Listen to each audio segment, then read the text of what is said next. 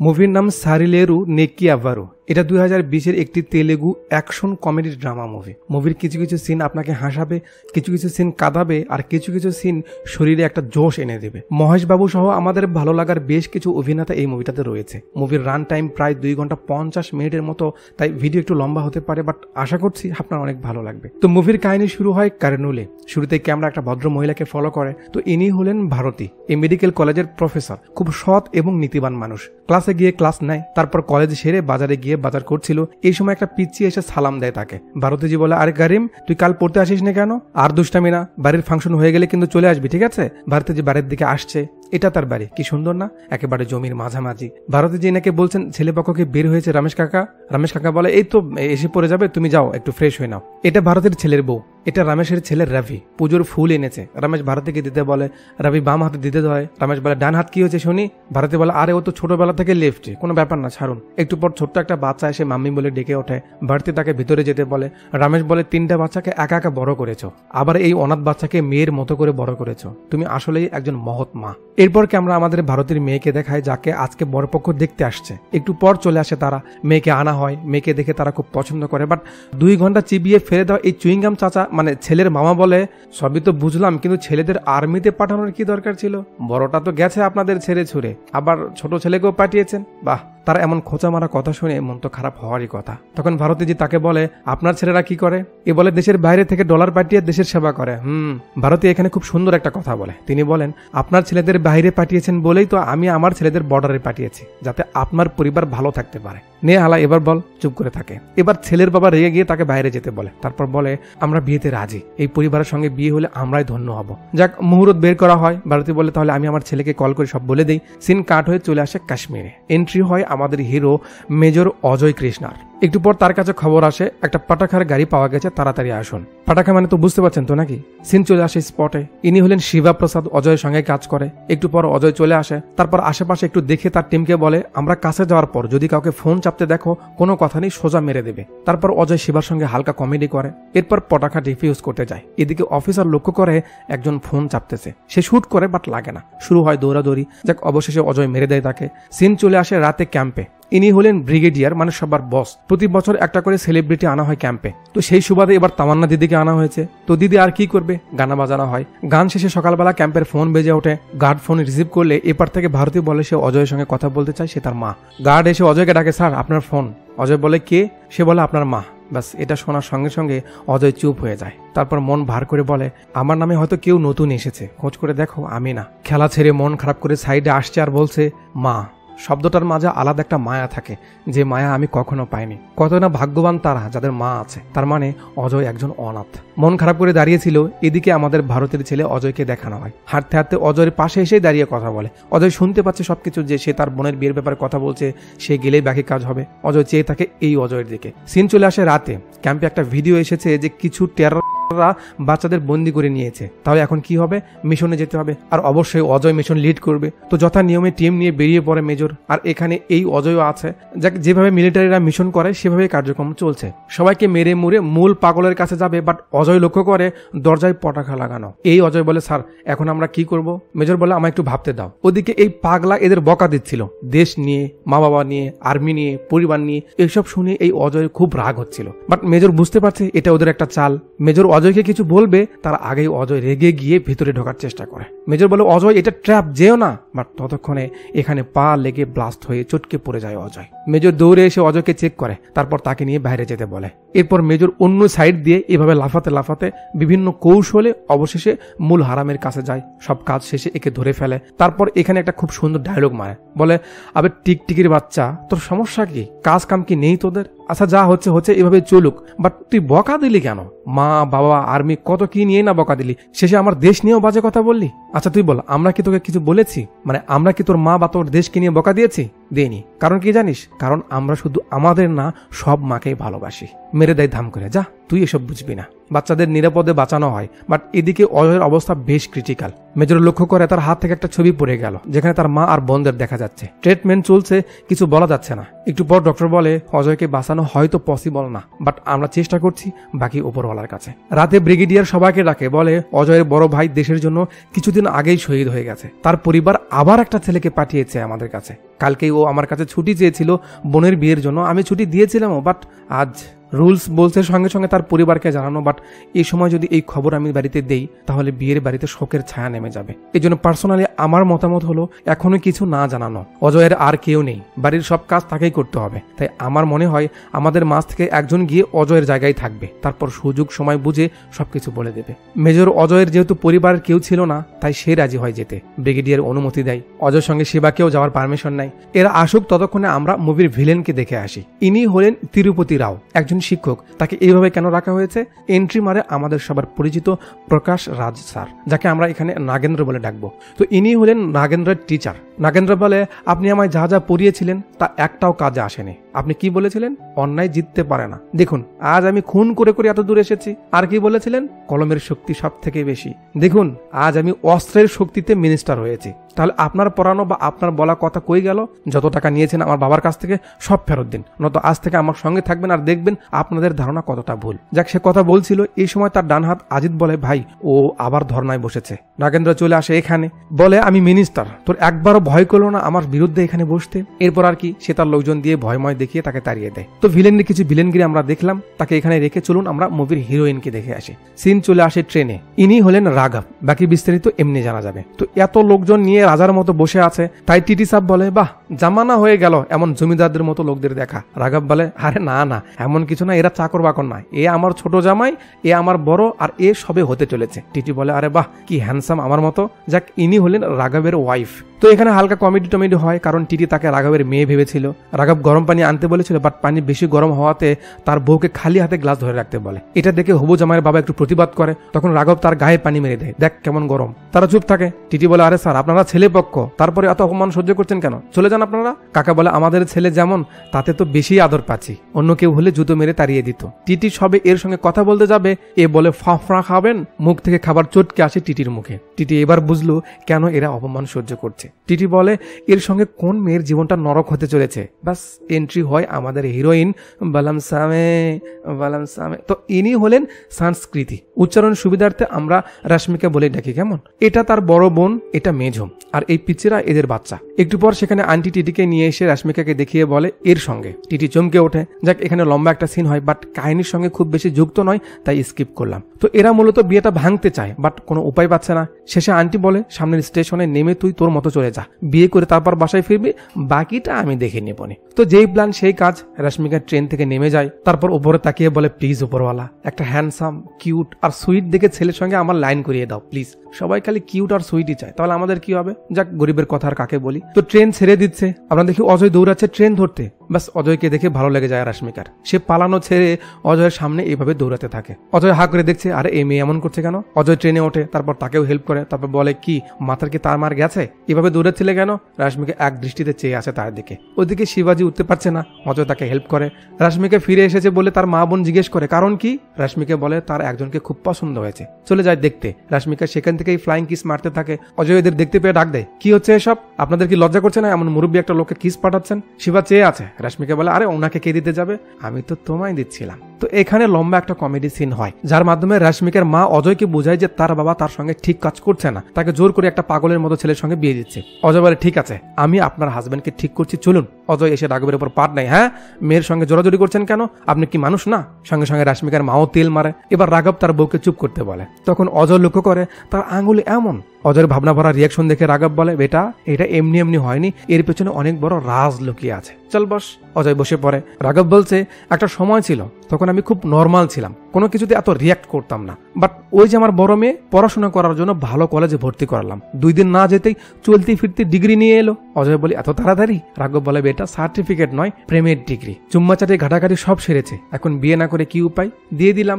বিয়ের 2 দিন না যেতেই বললো বাবা বিজনেস করব, তার জন্য 50 লাখ টাকা লাগবে। ঠিক আছে আমি দিয়ে দিলাম। পরের দিন ছেলে হাওয়া, মানে সব টাকা নিয়ে সে পালিয়ে গেছে। অজয় বলে খুব খারাপ, তাহলে তো এবার বাকিদের পড়াশোনা বন্ধ।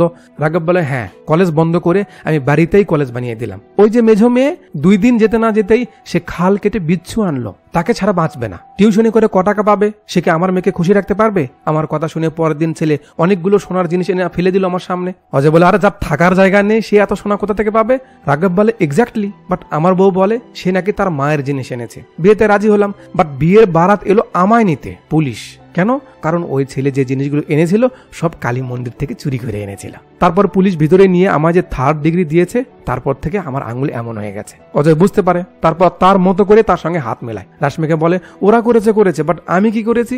আমাকে কেন শাস্তি দেওয়া হচ্ছে? অজয় বলে হ্যাঁ এটা যুক্তির কথা, এমনটা কেন? রাঘব বলে এরও উত্তর আমার কাছে আছে। তার বউকে বলে আচ্ছা আমাকে তোমার কেমন লাগে? সে বলে না না একদম পছন্দ না। বড় মেয়েকে বলে বেটি তোর জামাইকে তোর ভালো লাগে? সেও বলে না। মেজো মেয়েকে বলে সেও বলে না। রাঘব বলে আমার বউ আমাকে পছন্দ করে না, তারপরে আমাদের 3টে বাচ্চা, আমার বড় মেয়ের 2টা যমজ বাচ্চা আর মেজোটার 1টা। তার মানে আমাদের দেশের মেয়েরা জামাইকে পছন্দ করে না, বাট গাড়ি ঠিকই চলে। রাশ্মিকারা এমনই হবে। অজয় বলে এবার বুঝতে পেরেছি, তার মানে এখন আপনার এমন একজন জামাই দরকার যে আপনার কথা মতো চলবে, ওদের মতো চালাক হবে না, এই তো?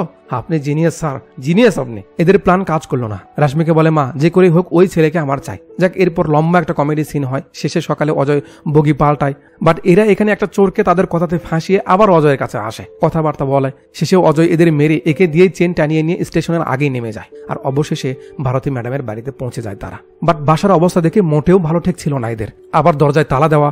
সেদিক দিয়ে রমেশ কাকা যাচ্ছিল, সেবা তাকে জিজ্ঞেস করে ভারতী ম্যাডাম কোথায়, তার বাড়ির এই অবস্থা কেন? রমেশ একটু চুপ থেকে বলে আমি জানি না, আমি কিচ্ছু জানি না বলে চলে যায়। অজয়ের ব্যাপারটা সন্দেহজনক লাগে। কলেজের ব্যাপারে তারা আগে থেকেই জানতো, চলে যায় কলেজে। সেখানে জানতে পারে তাকে কয়েকদিন আগেই কলেজ থেকে বের করে দেওয়া হয়েছে। অজয় ভেবে পাচ্ছে না কি হলো। এবার আমাদের দেখানো হয় ভারতী ম্যাডামকে যে অনেকটা লুকিয়ে লুকিয়ে খাবার নিচ্ছে। তারপর খাবার নিয়ে একটা পুরনো মিলে যায় যেখানে বাকি সবাই ছিল। পিচি বলে মা আমরা কি বাসায় আর কখনো যাব না? ভারতী কি বলবে বুঝতে পারছে না। একটু পর লক্ষ্য করে কেউ আসছে। আমরা দেখি আরে এ তো মিনিস্টার নরেন্দ্রর লোক আজিত। ভারতী সবাইকে নিয়ে লুকায়। এরা এদিক সেদিক খুঁজে না পেয়ে ভাবে কেউ ভুল খবর দিয়েছে, তাই যেই ফিরে যাচ্ছিল এই সময় এদের হাত লেগে কিছু একটা পড়ে গিয়ে শব্দ হয়। আজিত শুনতে পেয়ে সেদিকে আসতে থাকে। তারপর একটা ধারালো রড নিয়ে বস্তার এপার থেকে মারতে থাকে। এভাবে মারতে মারতে সামনে যাচ্ছে। এরা তো খুব ভয় পাচ্ছে, না জানি এবার কি হয়। আজিত আবার মারে, বাট ভারতী ম্যাডাম হাত দিয়ে ধরে ছুটকিকে লাগা থেকে বাঁচায়। হাতে লাগার কারণে রক্ত লেগে যায় রডে। আজিত ভাবছে কেউ তো আছে। এই সময় ভারতী সেখানে একটা কবুতর দেখতে পায়। তারপর সেটাকে ধরে তার গায়ে রক্ত মাখিয়ে উড়িয়ে দেয়। আজিতের লোক দেখিয়ে দেয় ভাই আজিত কবুতর দেখে ভাবে এগিয়ে লেগেছে, তাই তারা চলে যায়। ওদিকে অজয় চলে আসে থানায়। আর এখানে আমাদের দেখা হয় এই মহারাজের সঙ্গে, যে তার ফ্রেন্ড লয়ারের সঙ্গে কথা বলছিল। শিবা বলে ভারতে নামে একটা প্রফেসর কয়েকদিন হলো নেই, তার নামে কি কেউ কোনো কমপ্লেন করে গেছে? এরা কোনো উত্তর দেয় না। আবার বলে, বাট এরা আবারও কানে নেয় না। অজয় রাগ করে, বাট শিবা তাকে ধরে নিয়ে যায়। অজয় খুঁজতে খুঁজতে এখানে এসে বসে পড়ে একটু চাটা খাবে। শিবা দোকানদারকে বলে ভারতী ম্যাডামের কি হয়েছে বা সে চেনে কেনা। সেখানেই ছিল পিচ্চি কারিম। ভারতীর কথা শুনে সে বলে আরে ভারতী ম্যাডাম তো আমার টিচার, বাট কয়েকদিন হলো তার কোনো খবরই নেই। এ বলে সে চা দিতে যায়। আর ক্যামেরা আমাদের ভারতীকে দেখায় যে বাচ্চাদের নিয়ে এখানে এসেছে খাবার নিতে। তাদের সাইডে লুকিয়ে রেখে ভারতী খাবার নিতে যায়। আর আমরা দেখি আজিত এখানে। এই হারামজাদা এদের দেখতে পেয়ে আজিতকে বলে দেয়। ওদিকে করিম চা দিয়ে ফেরার সময় ভারতী ম্যাডামকে দেখতে পায় যে বাচ্চাদের দিকে যাচ্ছে। করিম অজয়কে খবর দেওয়ার জন্য দৌড় দেয়। এদিকে ভারতী এসে দেখে তার বাচ্চারা সেখানে নেই। কই গেল? আমরা দেখি আজিতের লোকজন তাদের পিছু নিয়েছে। করিম দেখে অজয় চলে যাচ্ছে, সে ডাক দেয়, বাট ততক্ষণে অটো ছেড়ে দেয়। করিম ডাকতে ডাকতে পিছিয়ে পিছিয়ে দৌড় দেয়, বাট অটো চলে যায়। করিম ভাবছে মিস হয়ে গেল, বাট আমরা দেখি অটো পিছনে ফিরে এলো। অজয় ভিতর থেকে মাথা বের করে আর করিম একটা হাসি দেয়। ওদিকে আজিতের লোকজন ঘিরে ফেলেছে এদের। আজিত এসে ভারতীকে ডাকতে শুরু করে যে তুই সামনে আয়, নয়তো এদের মেরে দিব, তাড়াতাড়ি আয় বলছি। ভারতী আজিতের কথা শুনতে পেয়ে দৌড় দেয়। পিচ্চি মাকে দেখতে পেয়ে মা বলে সেও তার কাছে যেতে দৌড় দেয়। এদিকে পিছন থেকে আজিত রডটা ছুঁড়ে মারে বাচ্চার বরাবর, বাট সেটা গিয়ে লেগে যায় ভারতের কপালে। আজিত তার লোককে আবার একটা হাতিয়ার দিতে বলে, চাচা চটকা দেয়। ওদিকে আমরা দেখি অজয় আসছে। আজিত এটা ছুঁড়ে মারে, বাট অজয় এসে এটা ধরে ফেলে। আজিত বলে আবে কে তুই?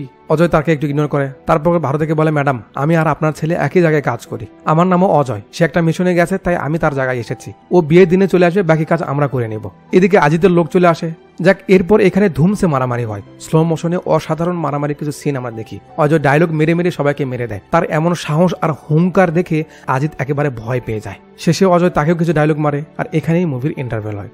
ইন্টারভেল পর সিন চলে আসে নাগেন্দ্রের কাছে। আজিতের অবস্থা দেখে জিজ্ঞেস করে কি হয়েছে। আজিত ফোনে একটা ভিডিও বের করে আল্লুরি সীতারাম রাজুর। তারপর মিনিস্টারকে দেখিয়ে বলে, আজ সরাসরি এর সঙ্গে দেখা করে এলাম। ভারতীকে বাঁচাতে অজয় নামে একটা সোলজার এসেছে, যার সাহস আর হিম্মত দেখে আমার ফেটে গেছে। মানে আজিত এতটা ভয় পেয়েছে যে সে আর মিনিস্টারের বাড়ি থেকে বেরই হয় না, সেখানেই বসে থাকে আর বলে, আমি মরতে ভয় পাই না, বাট ওর হাতে মরতে চাই না। মিনিস্টার তার এত তারিফ শুনে রেগে যায়। ঠিক আছে, দেখে নিবনি ও কেমন সোলজার। সিন চলে আসে রাতে এইখানে। ভারতী বলছে, আমি সবসময় সঠিক কাজের সঙ্গ দিয়েছি, আজ জীবনে প্রথমবার অন্যায়ের কাছে নত হতে হলো। কেন? সিন চলে আসে পেছনে। ভারতী ক্লাস নিচ্ছিল, এই সময় রমেশ কাকা এসে দাঁড়ায়। আর পরের সিনে আমরা তাদের হসপিটালে দেখি, যেখানে ভারতী বলছে, ওই একা একা কেন মরতে যাবে, কি সমস্যা ওর? আমরা দেখি রবি মারা গেছে, তার বাবা কান্না করে। ভারতী তাকে সান্ত্বনা দেয়, বাট ভারতীর নজর পড়ে রবির হাতে, যেখানে সে কেটেছিল। ভারতীর সন্দেহ হয়, কারণ রবি ছিল লেফটি, মানে বাম হাতে সব কাজ করত। ভারতীর রিপোর্টটা ডক্টরের টেবিলে ফেলে দিয়ে জিজ্ঞেস করে, এটা কি করে পসিবল? যে ছেলে লেফটি, সে ডান হাত দিয়ে বাম হাতে কি করে এত গভীর ক্ষত করতে পারে? ডক্টর চুপ হয়ে যায়, বলে, আমি কিছু জানি না, আপনি কমপ্লেন করুন। ভারতী চলে আসে থানায়, আর অবভিয়াসলি এই মিনিস্টারের লোক। সিন চলে আসে মিনিস্টারের কাছে, যে ভারতীকে ডেকেছে। ভারতী বলে, কমপ্লেন করেছি বলে আমাকে ডেকেছেন, মানে আপনি এর সঙ্গে যুক্ত আছেন, বলুন কেন ডেকেছেন আমায়? মিনিস্টার বলে, আপনি কেস উঠিয়ে নিন আর এসব থেকে দূরে থাকুন। আমার সামনে বসে গলাবাজি করেছেন, এই জন্য সরি বলে এখান থেকে চলে যান, নয়তো ফেসে যাবেন, সবকিছু হারিয়ে ফেলবেন। ভারতী ম্যাডাম ভয় পায় না, সে মিনিস্টারের কথা শোনে না। পরের দিন মিনিস্টার তার পাওয়ার খাটানো শুরু করে। প্রশ্ন লিক করার অপরাধে ম্যাডামকে কলেজ থেকে সবার সামনে বের করে দেওয়া হয়। মেয়েদের পেরেশান করতে শুরু করে তার লোক, বাড়িতে পাউডার রেখে তাদের নামে কেস করিয়ে দেয়। তাতেও যখন ম্যাডাম ভয় পায়নি, কেস উঠিয়ে নেয়নি, মিনিস্টার তার মেয়ের বিয়ে ভাঙিয়ে দেয়। মিনিস্টারের পর্দা উঠাতে গিয়ে সবাই মিলে ম্যাডামকে 24 ঘন্টার মধ্যে রাস্তায় দাঁড় করিয়ে দেয়। ভারতের মেয়ে খুব কান্না করে যে সব শেষ হয়ে গেল। এবার ভারতীয় আর নিজের কথা ভাবে না, থানা গিয়ে কমপ্লেন উঠিয়ে নেয়। তারপরে মিনিস্টারের কাছে যায়, বাট দেরি করেছে আসতে, তাই দাঁড় করিয়ে রাখে। সন্ধ্যা পেরিয়ে রাত হয়ে যায়, বৃষ্টি হতে শুরু করে, সেখানেই দাঁড়িয়ে থাকে। অবশেষে মিনিস্টার ভারতের কাছে আসে, ভারতীকে হাঁটু গাড়িয়ে বসে কাগজ দিতে বলে। তারপর অনেকগুলো অপমান করে তাকে, ছেলেদের নিয়ে কথা বলে। তারপর বলে, তোর বাড়িতে সবাই তো মেয়ে, এখন তোর বাড়িতে একজন পুরুষ দরকার তোদের সেফটির জন্য। এই অপমানটা কলিজায় লাগে ভারতীর জির। সে যেহেতু নীতিবান মানুষ, আবারও এমন করতে পারে, এই জন্য মিনিস্টার তাকে মেরে ফেলার অর্ডার করে। বাট ভারতের ঢিল মেরে লাইট ফাটিয়ে সেখান থেকে পালিয়ে যায়। আর এরপর থেকেই পালিয়ে বেড়াচ্ছে, যখন অজয় এসে তাকে বাঁচালো। সিন বর্তমানে আসে। ভারতী কাঁদে আর বলে, আমার জাস্ট 2টা প্রশ্নের উত্তর চাই। একটা আমার মেয়ে করেছে, যে আমরা কি করেছি যে তার শাস্তি পাচ্ছি, যার উত্তর আমার কাছে নেই। আমি দেশের জন্য, মানুষের জন্য আমার আদরের সন্তানদের আমার থেকে দূরে রেখেছি, বর্ডারে পাঠিয়েছি। আর আজ সেই দেশেরই একটা মিনিস্টার আমায় বলছে আমাকে রক্ষা করার জন্য নাকি আমার ঘরে একটা পুরুষ মানুষ থাকা দরকার। কেন? এই প্রশ্নের উত্তর আমার কাছে নেই। অজয়ের খুব খারাপ লাগে এসব শুনে। অজয় বলে, অনেক হয়েছে, আর না, আগামী 24 ঘন্টার মাঝে আপনি আপনার সব প্রশ্নের উত্তর পেয়ে যাবেন। ভারতী বলে, বাট এটা তুমি এসব কেন? অজয় বলে, আমাকে না হয় আপনার ছেলেই ভাবুন। ভারতী চেয়ে থাকে। সিন চলে আসে সকালে, ট্রাকটার ধুয়ে রেডি করে ভারতীকে নিয়ে চলে যায় প্রথমে থানায়। ভিতরে গিয়ে কেস আবার রিওপেন করতে বলে অজয়, বাট কাকু কথা শোনে না। অজয় একটু মজার ছলে বুঝাই, বাট তাতে কাকু আরো মজা নিতে থাকে অজয়ের সঙ্গে। এরপর আর কি ধুমধাম শুরু হয়ে যায়। আর তখন মিডিয়ায় এসে হাজির। কি অবস্থা, কঠিন একটা লোক। যাক, অফিসার বলে, কেস আবার ওপেন করেছে ম্যাডাম। বাট এই সাংবাদিক বলে, ওইটা তো ঠিক আছে, কিন্তু চেহারায় এমন মানচিত্র আঁকাইলো কে? কাকু বলে, এটা কি এখন জরুরি? কেসের ব্যাপারে বল। সাংবাদিক আবার বলে, কেসের ব্যাপারে তো বলবো ঠিক আছে, বাট আপনার চেহারার এমন অবস্থা হলো কি করে? রাজা রেগে যায়, ধরু মিয়া, আসল দিকে ফোকাস না দিয়ে আপনার শুধু অন্য দিকে ফোকাস দেন, তাই না? যাক, এখানে বেশ মজা হয়। রাজা বলে, স্যার এবার কোথায়? অজয় বলে, এবার আপনার ফ্রেন্ড লয়ারের কাছে, যে এই কেস লড়েছে। বেরিয়ে পড়ে ট্রাক্টর। আর এই সময় রাজার এই রিয়াকশন, উফ ম্যান, কঠিন। তো লয়ারের কাছে যাওয়ার আগে অজয় বলে, আরে আপনার ফ্রেন্ড হয়, একবার কল করলেই তো হতো। রাজা বলে, বলেছিলাম, বাট এই ভিডিও পাঠিয়েছে দেখুন। অজয় দেখে লয়ার এমন করে বুঝাচ্ছে, আয় সাহস থাকলে আয় আমার কাছে। বাস ভিতরে গিয়ে অজয় মারামারি শুরু করে, আর এদিকে রাজা এখানে এমন করে। চলুক একটু, কঠিন।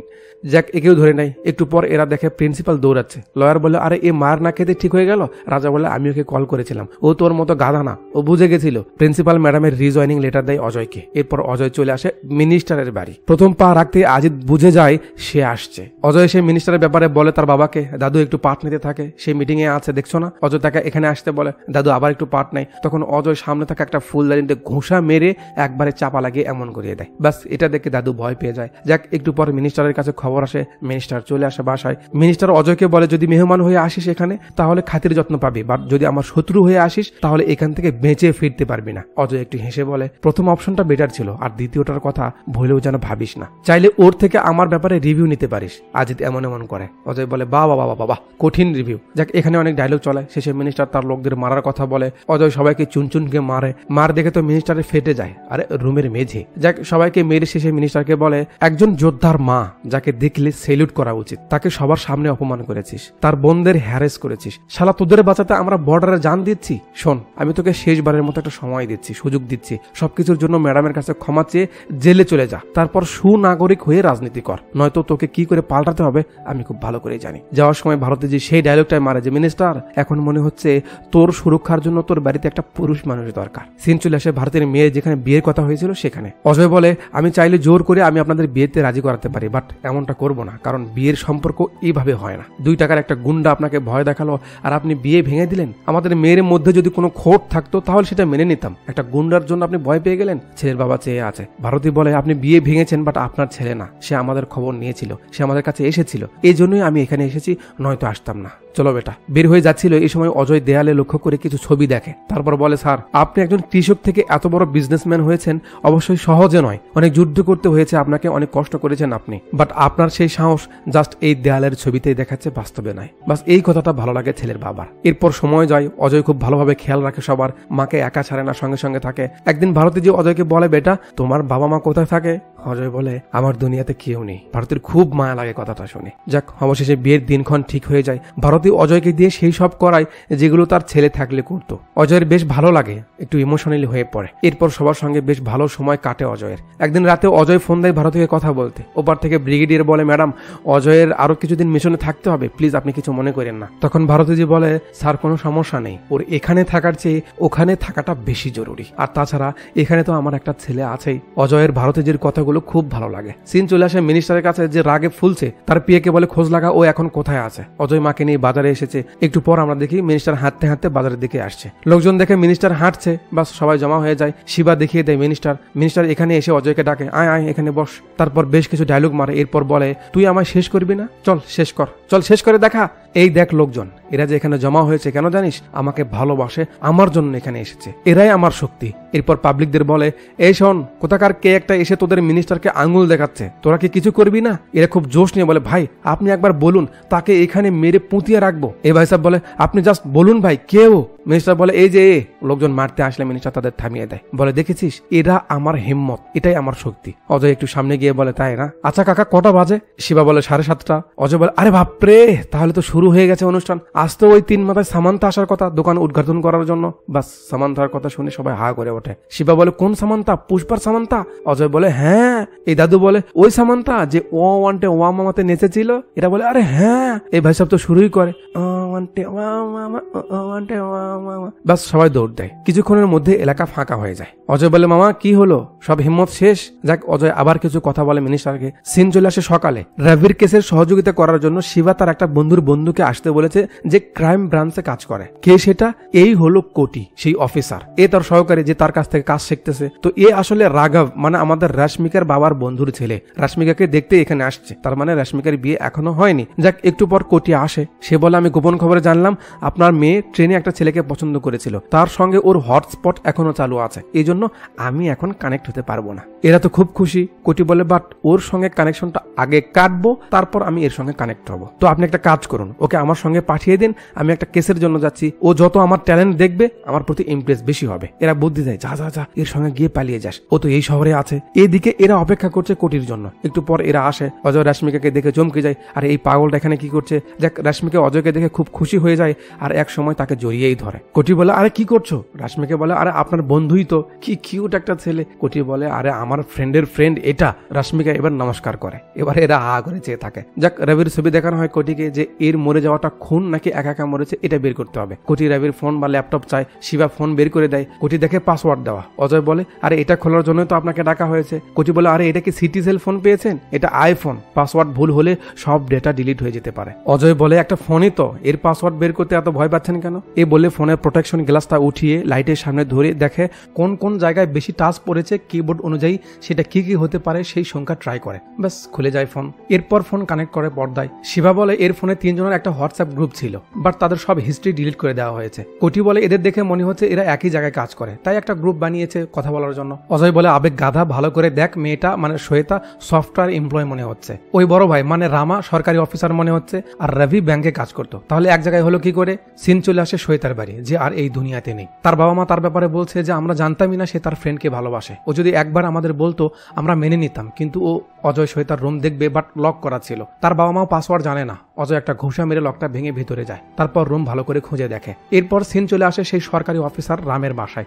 দেখে সেও মারা গেছে। তার বউ বলছে উনি আমাকে তেমন পছন্দ করতেন না, বাবা মা বিয়ে দিয়েছে তাই মেনে নিয়েছে, সব ঠিকঠাক চলছিল, বাট তার লাইফে একটা মেয়ে আসে, আর তারপর থেকেই সব অজয় ঘুরে ঘুরে দেখছে সবকিছু। সিন চলে আসে এদের মিটিং রুমে। কোটি বলছে এদের কথা আর সবকিছু ভেবে বোঝা যাচ্ছে শ্বেতা রবিকে পছন্দ করতো আর রাম শ্বেতাকে, বাট রাম রবির ব্যাপারে জানতে পেয়ে দুজনকে মেরে সে নিজে মরেছে। It's a triangle crime story. Ajay কিছু ভাবছে, এই সময় ফোন আসে মিনিস্টারের। ওপর থেকে মিনিস্টার বেশ মজা নিতে থাকে, কিরে কোনো লাভ হলো না তাই না, কিছু করতে পারবি না, চল বর্ডারে ফিরে যা, নয়তো।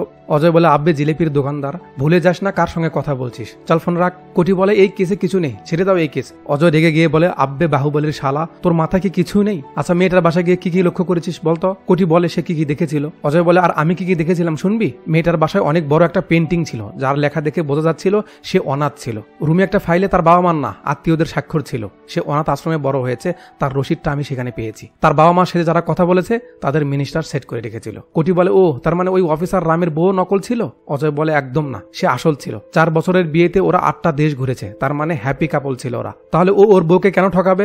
মিনিস্টার তাকে ধমকিয়েছে। এখানে অজয় আরো একটা এদের ঝটকা দেয় যে এই 3 জনের মাঝে একজন বেঁচে আছে। এরা তো অবাক, কি করে বুঝলেন ভাই? অজয় রামের বডি সহ ছবি দেখাতে বলে, তারপর বলে এদের আঙ্গুলের দিকে লক্ষ্য করো, রামের হাতে আঙ্গুল 5টা ছিল, অথচ যার লাশ দেখানো হচ্ছে তার আঙ্গুল 6টা, তার মানে মিনিস্টার রামকে বাঁচিয়ে রেখেছে এখনো। ফোন চলে আসে মিনিস্টারের কাছে। এপার থেকে অজয় বলে কি বে মিনিস্টার, ভালো মতো প্ল্যানটাও করতে পারিস না? রাম তো এখনো বেঁচে আছে, লাশটার আঙ্গুলটা একবারও দেখিসনি? মিনিস্টার বেশ অবাক হয়। অজয় বলে আমি খুঁজে বের করছি, দাঁড়া। মিনিস্টার বলে আরে তোকে খুঁজে বের করতে হবে না, আমি বলছি, ওকে নাল্লা মাল্লা জঙ্গলে রেখেছি, যা পারলে বাঁচিয়ে নিয়ে আয়। মিনিস্টারের পিএ বলে স্যার কি করছেন, ওকে বলে দিচ্ছেন? মিনিস্টার বলে আরে পিএ, ওই জঙ্গলে গিয়ে আজ অব্দি কেউ বেঁচে ফিরে এসেছে?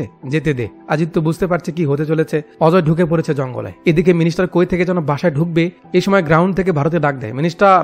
মিনিস্টার কাছে গেলে সে বলে শেষবারের মতো তোর মুখের হাসি দেখতে এলাম। মিনিস্টার বলে ও ম্যাডাম, ওটা কোনো চিড়িয়াখানা নয়, নাল্লা মাল্লা জঙ্গল, যে ওখানে গেছে আজ পর্যন্ত বেঁচে ফিরতে পারেনি। ভারতী বলে ওখানে যে গেছে সে কোনো টুরিস্ট না, শের গেছে, শের। ঠিক আছে দেখা যাক কি হয়। এদিকে ভাইসাব পৌঁছে গেছে সেই জায়গায়, সামনের দিকে এসে দেখে রামকে বেঁধে রাখা হয়েছে। যাক, এখানে অজয় আগে মারটার খায়, তারপর সে মারা শুরু করে। শেষে সবাইকে মেরে রামকে নিয়ে ফোন করে ম্যাডামের কাছে। ম্যাডাম মিনিস্টারের দিকে তাকিয়ে ফোনটা রিসিভ করে। অজয় বলে আন্টি কাজ হয়ে গেছে, এবার মিনিস্টারকে কে বাঁচায় দেখি। লেগে গেল মিনিস্টারের। সিন চলে আসে এখানে। রাম বলছে আমি কার্নুল মিউনিসিপাল কর্পোরেশনে ডেভেলপমেন্ট অফিসার হিসেবে কাজ করি, আমার কাছে পেনশন, বয়স্ক ভাতা, এমন আরো সব কাজ আসে। একদিন সবাই আমাকে অভিযোগ করলো যে তারা তাদের টাকা ঠিক মতো পাচ্ছে না, কেউ কেউ মাঝে মাঝে পায়, আবার কেউ কেউ পায় না, অথচ তাদের টাকা তো ব্যাংক থেকে ঠিকই ট্রান্সফার হয়। ওই ব্যাংকে কাজ করতো আমার ফ্রেন্ড রবি। আমি তাকে বললে সে যা দেখে অবাক হয়। সে দেখে অনেকগুলো বেনামি অ্যাকাউন্ট, যাদের কোনো লিগাল আইডেন্টি নেই, অথচ অ্যাকাউন্ট খোলা। রবি তার অফিসারদের সঙ্গে কথা বলে, সব অ্যাকাউন্ট খোলা মিনিস্টারের কোম্পানির নামে, আর সেখানে কাজ করতো রবির ফ্রেন্ড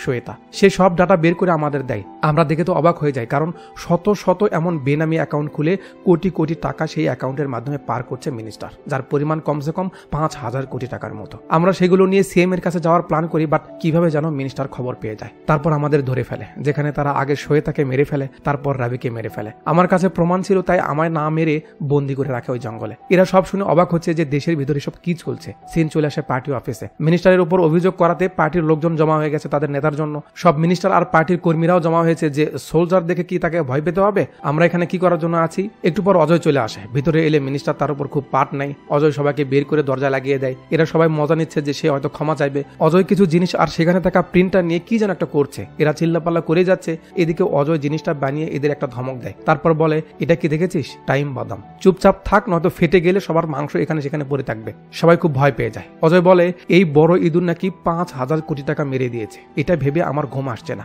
আমি গুগল বাবাকে জিজ্ঞেস করলাম ঘটনা কি। বাবা আমায় বলল গত 20 বছরে আমাদের দেশের নেতারা 20,000 কোটি টাকারও বেশি ঘাপলা করেছে। এটা শুনে এরা নিজেরাই অবাক হচ্ছে। কি?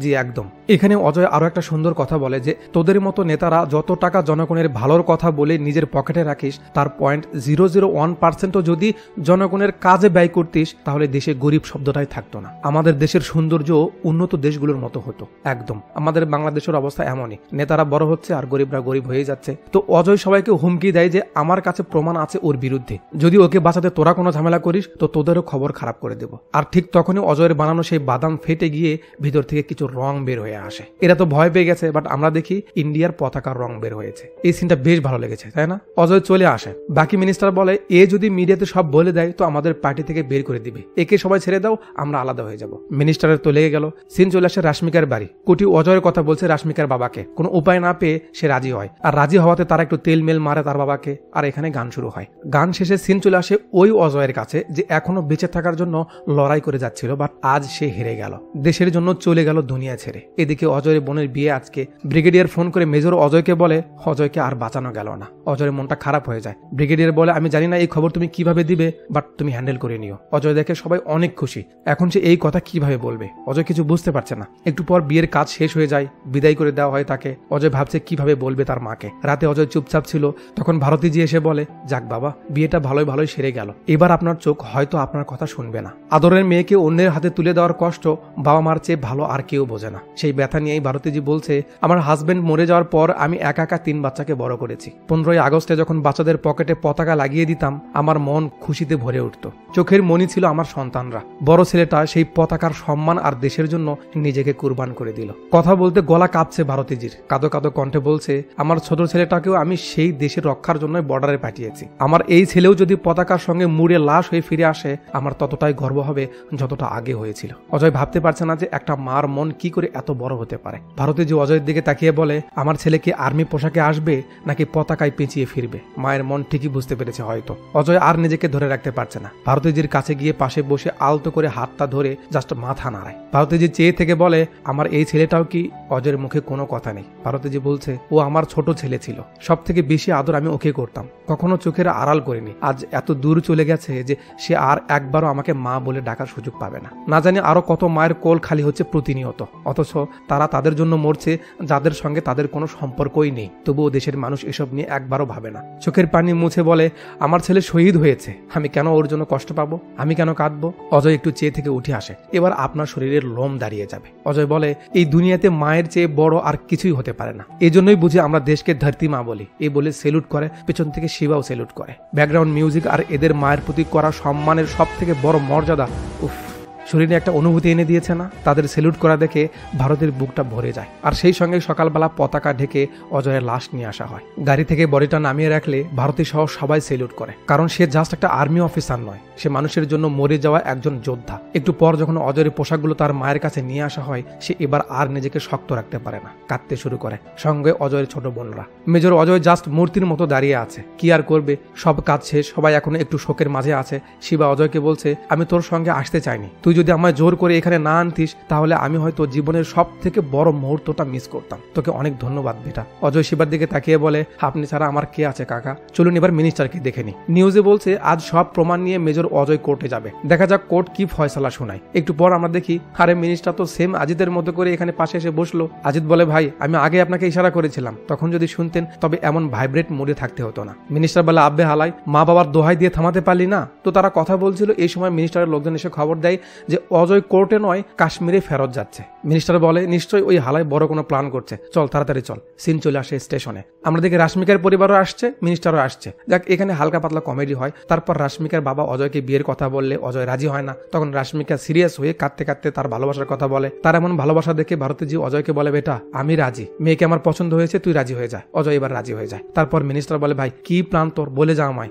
অজয় বলে মার কাছে যা আগে। মিনিস্টার ভারতের কাছে গিয়ে তার মতো করে নিচু হয়ে বসে ক্ষমা চায়। ভারতী বলে ঠিক আছে আমি ক্ষমা করলাম, এবার অজয় যেটা বলবে সেটাই হবে। অজয় আর কিছু বলে না। একটু পর ট্রেন আসে। মিনিস্টার বলে ভাই তোর প্ল্যান কি তুই বলে যা, না হলে এই ট্রেন আমি এখান থেকে নড়তে দেবো না। মিনিস্টার ট্রেনের সামনে গিয়ে বসে পড়ে। তখন অজয় এসে একটা কাগজ দিয়ে বলে এটা কাশ্মীরের টিকিট, তুই আমাদের সঙ্গে কাশ্মীর যাবি। কেন? অজয় বলে আর্মি ট্রেনিং নিবি। সারা দিন ট্রেনিং শেষে রাতে কনকনে শীতে বর্ডারে দাঁড়িয়ে থাকবি যাতে দেশের মানুষ শান্তিতে ঘুমায়। বর্ডারে যেতেই বাবা মা পরিবার সবার কথা ভুলে জাস্ট দেশের কথা ভাববি, তাহলেই হতে পারবি সোলজার। পতাকা দেখার সঙ্গে সঙ্গে শরীরের মাঝে একটা জোশ আর ভাইব্রেশন চালু হতে হবে, তবেই তুই সেখান থেকে ফিরতে পারবি। এরপর অজয় বলে, শুধু তুই না, যত নেতা আছে বা যারা নেতা হতে চাইছে তাদের সবাইকে আর্মির বেসিক ট্রেনিং নেওয়া দরকার, যাতে বুঝতে পারে দেশ কি, দেশের সেবা কি, তারপর নেতাগিরি করা উচিত। জি, একদম ঠিক কথা। ট্রেন ছাড়ার সংকেত দেয় আর মিনিস্টারের এমন রিয়াকশনের সিন চলে আসে 3 মাস সামনে কাশ্মীরের আর্মি ক্যাম্পে। ট্রেনিং শেষ করে ফিরে যাচ্ছে। দেখি শোনা, মুখটা দেখাও।